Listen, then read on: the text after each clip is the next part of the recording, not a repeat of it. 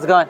What? How's it going? Oh, pretty good. I was just looking at that. Oh yeah, would you like some more info on it? Oh, I'm all right. Oh, Okay. he looks a little. His mask is a little crazy. Oh yeah. Well, what do you think about the cause though? Like besides, the mask is just so you don't focus on the individual and you focus on the screen. Oh yeah. Well, I mean, it's that does look messed up. Yeah. Dude, Yeah. Yeah.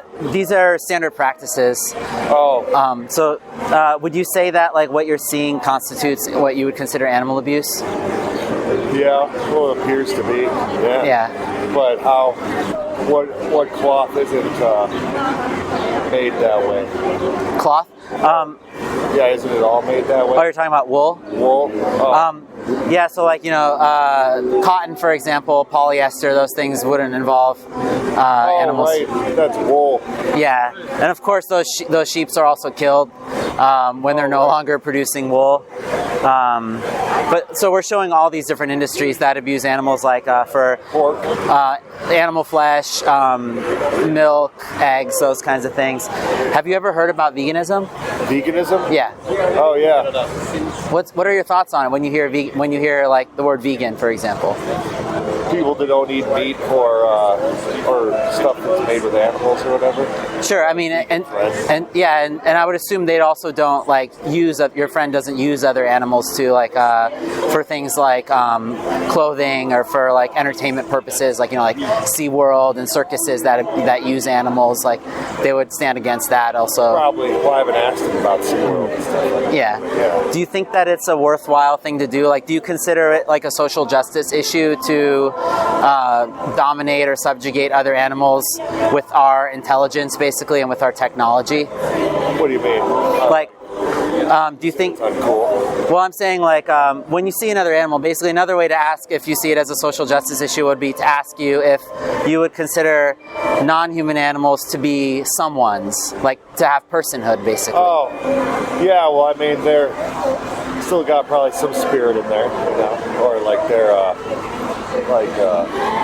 personality and I guess it's not a personality because it's an animal. It is though, right? Like, have you ever seen a dog who's really shy and a dog who's really outgoing? Yeah, that's how you definitely see it with dogs.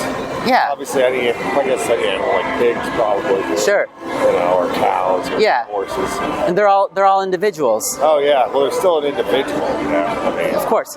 They're just not a person. Well, yeah, I mean, in my estimation, and some vegans would assume would posit that other like non-human animals aren't people. But I would say that if you have a subjective experience of the world, like eyes through which you perceive the world, and you can feel pain and respond to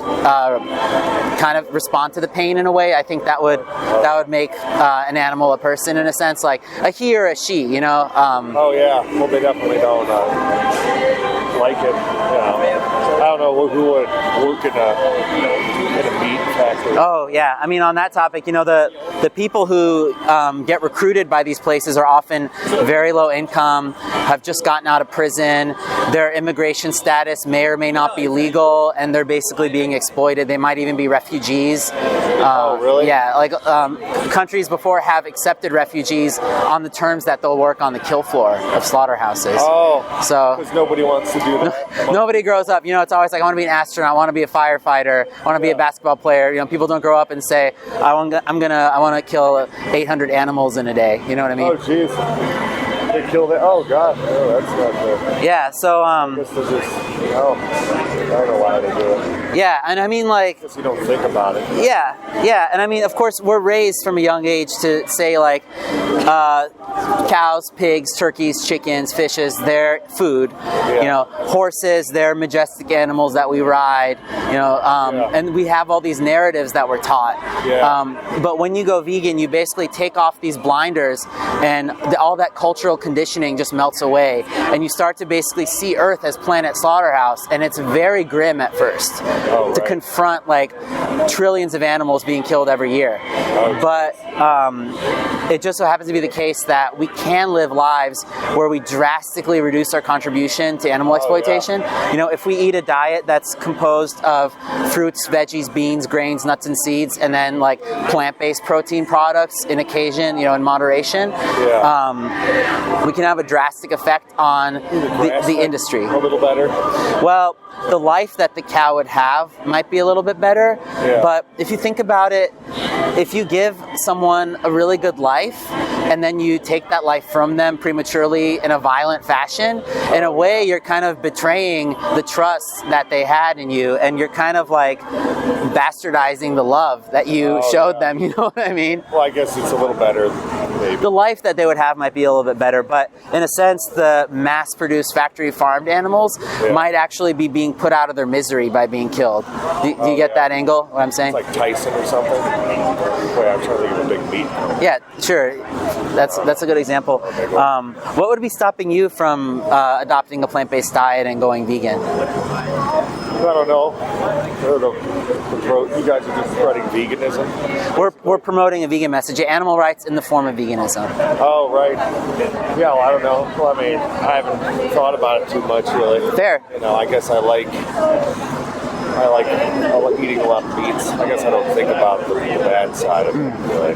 Or I guess it's good protein and stuff like that, too. Sure, and I mean... At least chickens. Most people don't think about this, and I think that a lot of people, we hear people say like, oh, don't show me this or I'll stop eating meat. You know what I mean? Yeah. Because I think if you're a person of conscience, then when you reflect on it, you come to the conclusion that enjoying something for 15 minutes or making something a little bit more convenient for you when you're driving home from work or something, or you can just pull it in the drive-thru. Well, eggs, they just plop them out.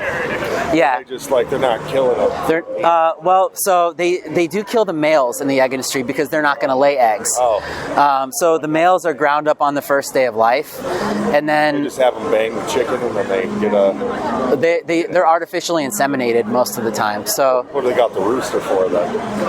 So they'll get semen from the males, and then they'll basically inseminate the female. So you know, they don't have them naturally do it. Some places might, but the thing is also with a lot of these chickens, they've become genetically selectively bred to become such a way like the broiler hens for meat, for example. That when they reach their adult age, they're not even able to stand up because they're so top heavy because people like chicken breasts, you know, so they just collapse. If there's not a certain quota of chickens in those factories who are dying of heart attacks as they're growing up, they basically increase the amount of hormones that they're given because they're like, we're not pumping them up enough. So they get them like bigger chickens with hormones and stuff? A lot of places will. I mean, and even if you don't, ultimately, I mean, there's so many different sources of plant-based protein, like, you know, peas, chickpeas, tofu, things like that. I mean, I started taking this protein powder called Huel. I mean, I started tracking my stuff on Chronometer, and I was like, man, I'm not getting enough protein, and now I get like 100 to 120 grams a day. I just drink like a couple smoothies in a day. That gives me like 80 grams, and then everything else I just get through food, you know. Oh, nice. Yeah, I can consider it, but yeah, I mean, it is something to consider, you know. Yeah, and just know that, you know, I'm happy that you're thinking about it now, and just know that until you do adopt veganism, which I hope you do, you will still be responsible for animals basically living like through hell.